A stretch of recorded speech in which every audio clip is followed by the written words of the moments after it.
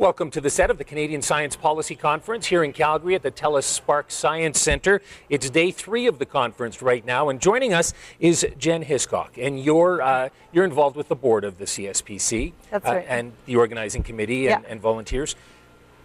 Tell us a little bit about what it took to get this conference together. Yeah, the real work I think starts around April, and then the conference tends to happen in the end of October, maybe the beginning of November every year. That's the timing we found. So that's, what is that, 8 months, I guess, of pretty intensive work. And there's a lot of, I mean, really the conference came out of the grassroots. This was Meredith and a number of other PhD students and postdocs who just felt like there wasn't enough of a discussion around this happening in Canada. They launched the first conference in 2009, and since then it's really been a lot of grassroots kind of community-driven work that's brought the conference in every year. So I helped write the conference plan for this year, and I drafted the themes for the conference and then passed them around the program committee. So although I'm not a senior manager in a policy department or anything like that, you see that CSPC gives volunteers like me the opportunity to contribute in a meaningful way into the content and what becomes a conference. Well, tell us about getting volunteers for this group. Yeah, we tend to get a lot of students who are in their various, usually in master's or in PhD programs in universities.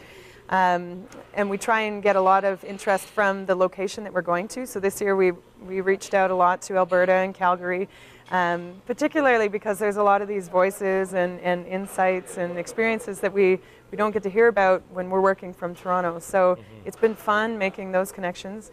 And we have volunteers from the public sector as well, the Alberta government and the federal government working in this area.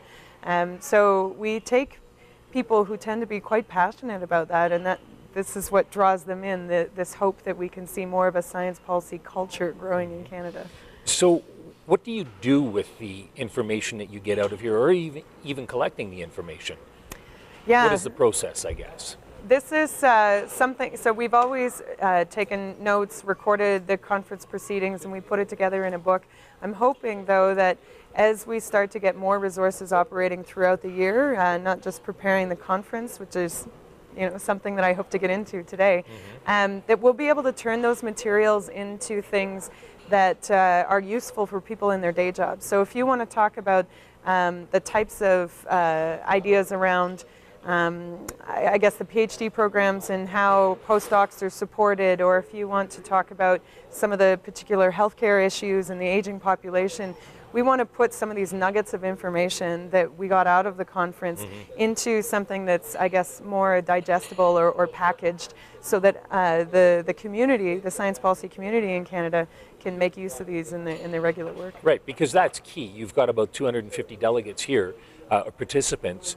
If that's the only group that finds out about this, then you're not really doing your job, I guess. It's a shame, yeah, if that's all we do.